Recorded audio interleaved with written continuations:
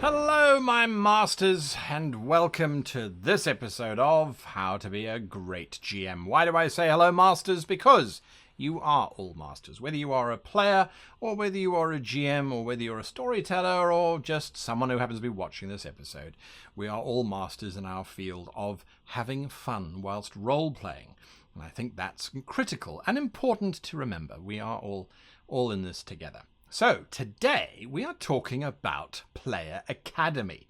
Now, this is a very specific choice of words, and I hope that it doesn't cut too close to the bone. But when we talk Player Academy, we are talking about educating our players.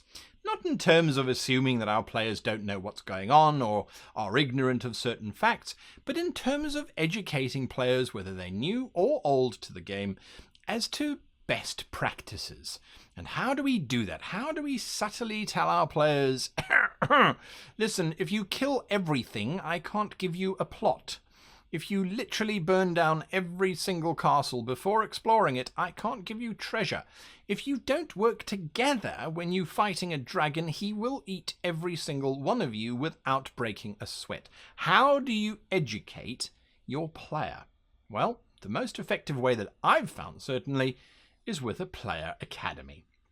And that is quite literally, you set up an academy within your world, within your gaming world, and you're going to use that academy to guide new players, you're going to build better players, you're going to correct bad habits, you're going to foster party dynamics.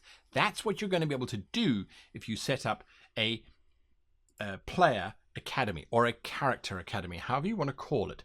And it's a device, by the way, that is used in almost any film that deals with a character who does not know how to do things transitioning to a character who knows how to do things. So it fits very neatly into our narrative approach to storytelling. So your players are not going to sit back going, well, our GM is trying to change us as how we roleplay.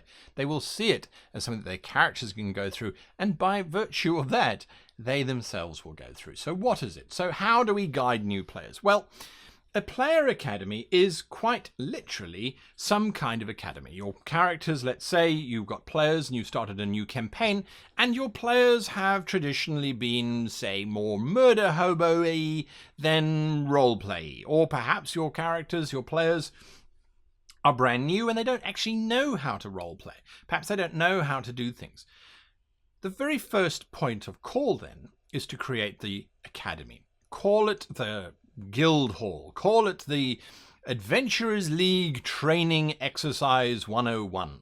The Science Fiction Holodeck Program for Cadets. Whatever you want to call it. You create a space that the PCs, the characters' PCs, the players' PCs, are forced to go through.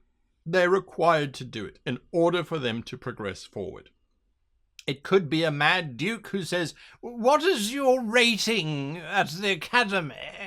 If you've got a rating of 5, you can participate in this adventure. If not, I'm afraid you'll have to go back until you qualify. However you want to do it, get the players to send their characters to the academy. Hogwarts is a fantastic example of an author who decided that her characters needed to learn a few things. And as a result, we, the viewers, the players, if you like, have learned things as well. So that's what we're going to do. So you're going to teach role-playing. How do you teach role-playing? This is a question I get all the time. And it is a difficult question because I think we tend to try and dissociate ourselves too much from our characters. We try to do the whole, it's not you who's fighting the orc. It's not you who's making the decision. It's your character. I think when you are approaching new role players and they go, I don't know how to role play, the answer should be, well, what would you do in that situation? Oh, I'd scream and run around. Well, then that's what your character does. Your character screams and runs around. What do you think a hero would do in that situation? Oh, well, maybe they'd attack the dragon. All right, but how would they attack the dragon? What emotion would they have? They'd be brave, or they'd be courageous, or maybe they're fearful, but they hide that fear. All right, Try and show me how to do that. Show me how we would do that. So in these kinds of situations, what you do is within your academy, you set up a mentor and a guide NPC who are going to do exactly this. They're going to put on a show. Literally, it is a show where they're asking, so where do you come from? Why did you become an adventurer? Asking all sorts of role-playing questions that the players are going to have to answer if they want to progress forward. And if they don't answer, then you need to step back and say, why are you not answering this person? You're going to get into trouble. Or, if you really want to go full immersive, if you don't answer me, I'm going to put you in the chokey for the night. Let you think about your answers. You roleplay. As the GM, you set the standard for roleplay. Now, there was a question that was posed to me by someone who sent through, obviously, a question. They've sent it through by Owl. It arrived the other day. And the question was, how do you make NPCs different if you are a monotone type of individual, if you are incapable of wildly fluctuating your vocal chords and that sort of thing? And there are plenty of people out there who do have that specific space to play in. Well, it's the mannerisms, and that's something that you're going to have to bring to the table and describe. The old crotchety man speaks at you in an aggressive tone, but his eyes twinkle with a delight that he obviously takes in tormenting young individuals such as yourselves. How do you respond when he says, I want you to tell me your life story? So you can work in a much more narrative-heavy focus, but still on that role play. Again, interacting with NPCs. When the characters walk up to the archery range, they say, I grab a bow. I beg your pardon, says the archery instructor, who's then going to get them to do something. But they're not going to do archery. The instructor is going to say, listen, normally you would have archery practice now, but I've actually left my compass on my desk. Wouldn't you go and fetch it for me? So you're giving them micro adventures, mini adventures where there might not be a huge obstacle, but I would always suggest your academy has a rival team. Some bunch of NPCs who are bigger, better, know more, they're older, they're surlier, they drink more, they belch more, however you want to position them, that are an antagonistic force to the players' characters. They put them down, they defeat them, and they give them a goal to operate against. What this does is, again, it entrenches that the players should interact with the NPCs. No violence is allowed on the campus. All magic is banished. It's prevented from being used. You can't use phases on disrupt, on disintegrate. You have to use them on stun only, that sort of thing. So you can then do that. Then asking before acting. Again, this is a setup. The players arrive and there's a large room and there's a crevasse on the ones that splits the room in half. There's some rope next to you and there's a little old lady who's sitting on the stool knitting. If they go straight for the rope and they climb across, they find that the chasm keeps getting wider and wider and wider, and that they can never actually get across. It's only when they start to ask questions of the old lady does she say, oh, it's just the carpet. It's got a fear of people. I don't know why they chose a chasm as a theme, but if you look at it, you'll see it's just a carpet. You can't climb across it because there's nothing to climb across. Just walk across the bloody thing. Train the players to interact with their environment, to ask their environment if that's something that they don't do.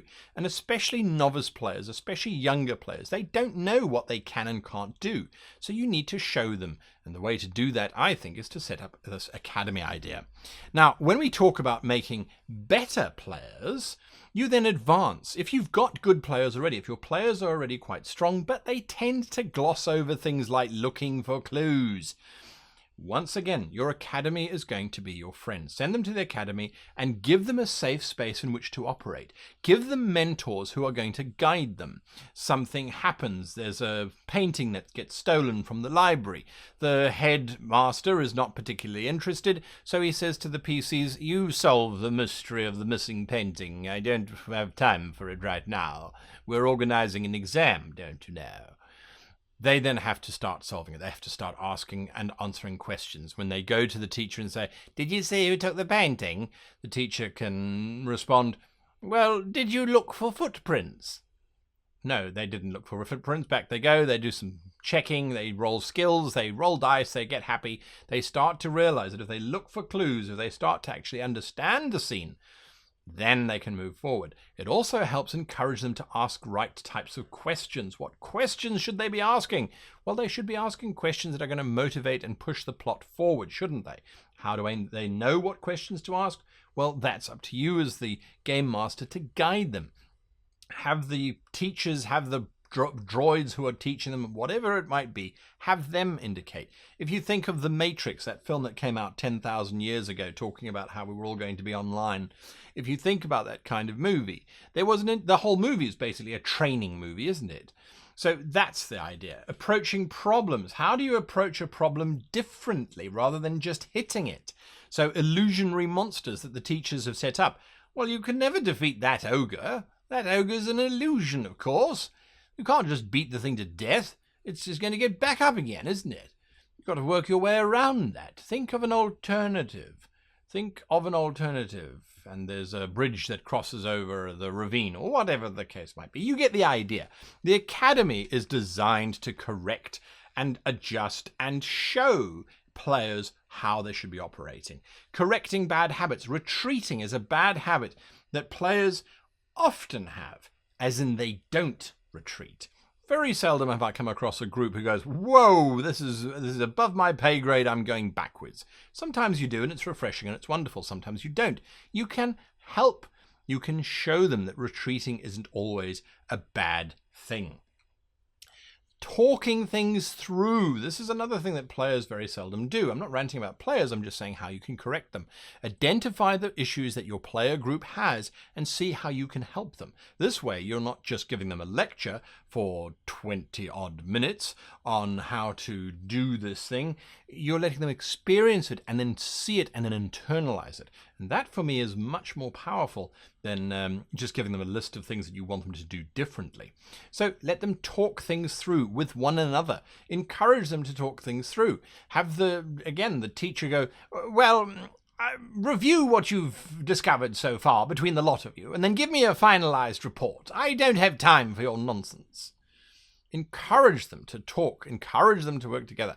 Oh, I see that you've spoken to one another. Well, that's damned good. The rest of the teams didn't. Remember those bully NPCs that I was talking about? Those ones that are going to try and trump the group? Have them fail on tasks and then have the teacher admonish them for that failure in front of the PCs.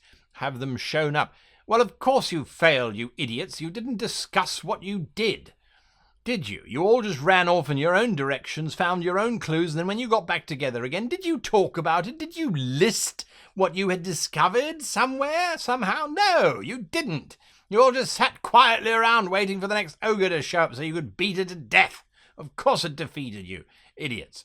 Now, as for you, I'm sure you have had a chance to talk. So you get the idea. You make it feel as if they're in an academy. You make it feel as if it's the characters that are being trained. Meanwhile, it's actually the players that are being trained, because ultimately the players are the characters. Let's just accept it.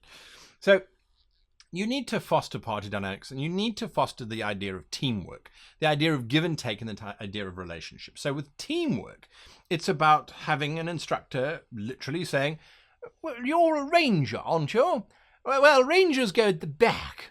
You see, that way you can fire arrows. Oh, you're a double-wielding ranger. Well, that's even better then.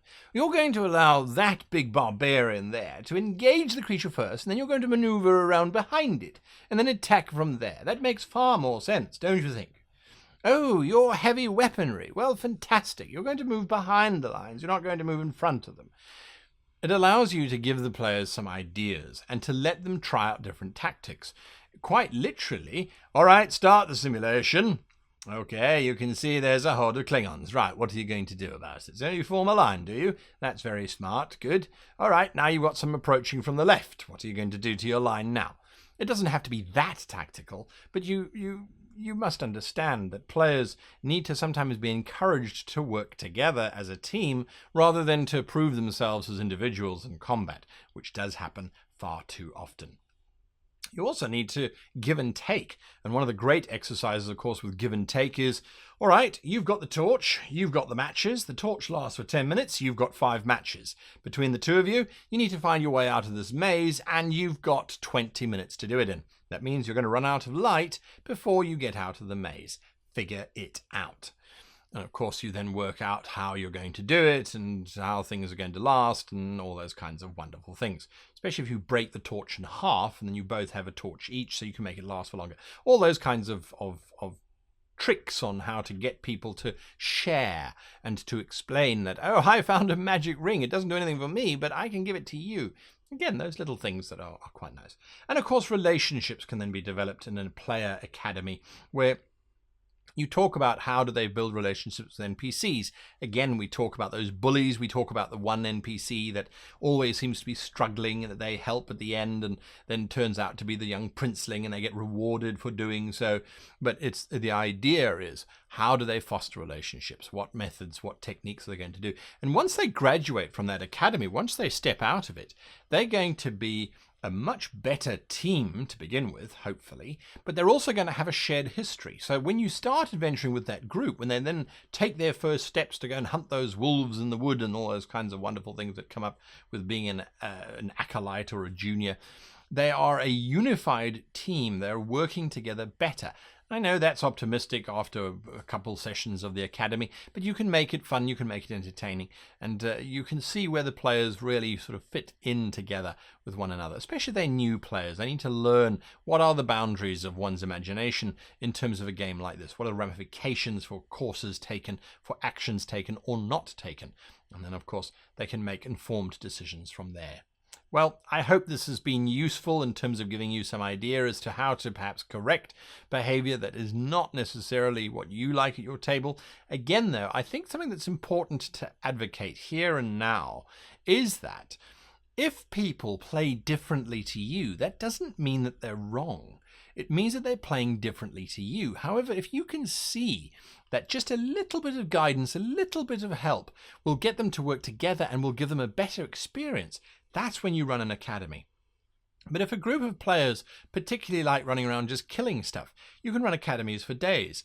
It won't change them as a group. It's time for you to change the group, for you to go and find a different group to play with. So there's a fine line between just changing groups, trying to change groups, and coaching and building and developing your players to finding a happier space in which to coexist. That's my thoughts anyway. Hit the like button if you liked the video. Hit the subscribe button if you want to see more. Please join us on our Discord server. The link is below to join us. You can join us on Twitter as well, and you can find us on Facebook even. You can find us pretty much everywhere. We even have an Instagram account. So there is no excuse to not engage with this channel, to help to find the fun, to make sure that everyone is on the same page. Anyway, until next time, I wish you and yours the happiest of gaming.